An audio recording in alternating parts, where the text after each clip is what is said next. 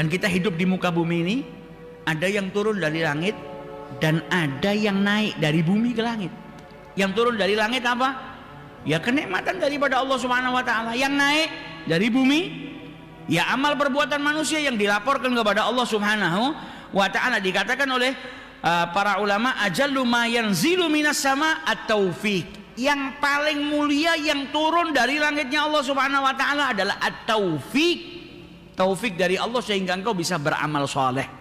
Wa ajallu ma yas'adu minal ardi, dan yang paling mulia yang naik dari muka bumi ini adalah al-ikhlas. Kalau manusia melakukan suatu amalan dengan ikhlas, maka itu sesuatu perkara yang mulia.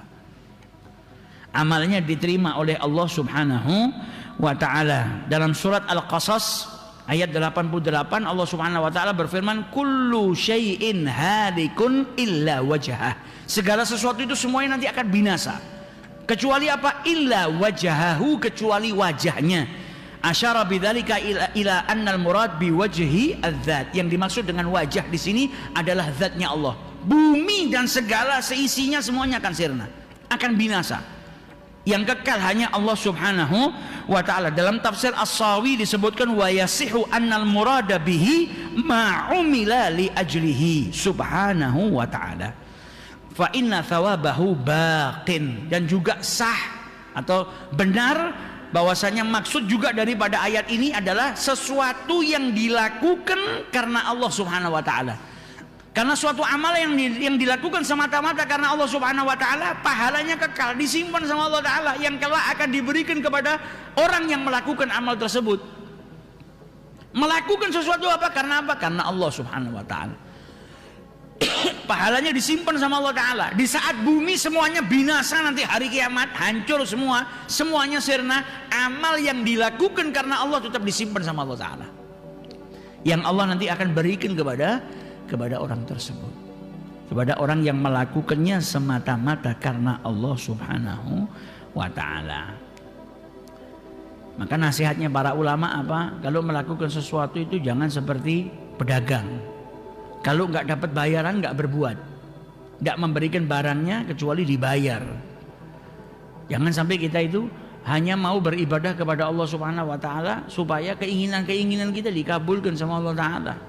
Kalau nggak dikabulkan, mogok, nggak mau ibadah, jangan.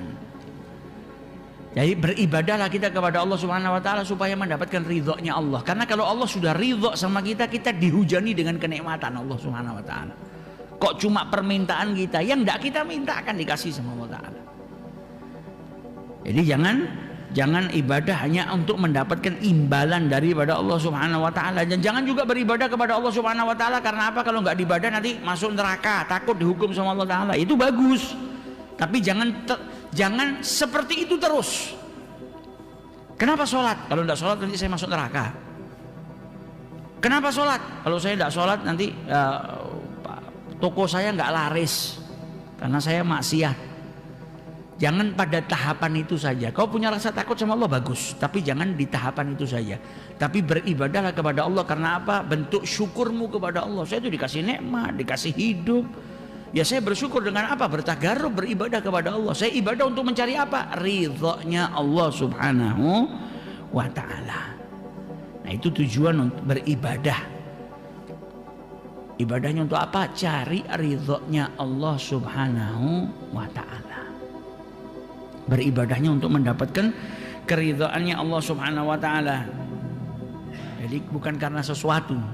Dalam kitab Ihya Ulumuddin disebutkan riwayat dalam Zabur, Allah Subhanahu wa ta'ala itu mengomentari orang yang beribadah hanya karena surga dan neraka. Apa terus kalau surga sama neraka itu tidak saya ciptakan, saya nggak berhak untuk disembah? Nah, ini teguran yang luar biasa. Ada orang mau beribadah kepada Allah ingin masuk surga, bagus. Bukan tidak bagus. Kenapa kau beribadah? Saya takut masuk neraka, bagus. Tapi jangan melulu kita pada derajat itu. Kita harus naik ke derajat yang lebih tinggi lagi. Beribadah karena apa? Mencari keridhoannya Allah Subhanahu wa taala. Nah, seandainya Allah Subhanahu wa taala nggak ciptakan surga, nggak ciptakan neraka, terus apa? Terus kita nggak menyembah Allah, nggak mau beribadah sama Allah, kan tidak. Tetap Allah itu adalah zat yang wajib kita sembah, yang harus kita senantiasa bertagarub kepada Allah Subhanahu wa taala. Saya dikasih nikmat, tidak dikasih nikmat, ya saya tetap nyembah Allah, ya saya tetap bertagarub kepada Allah Subhanahu wa taala. Nah, itu ibadahnya orang-orang yang ikhlas. Tujuannya apa? Semata-mata karena Allah Subhanahu wa taala.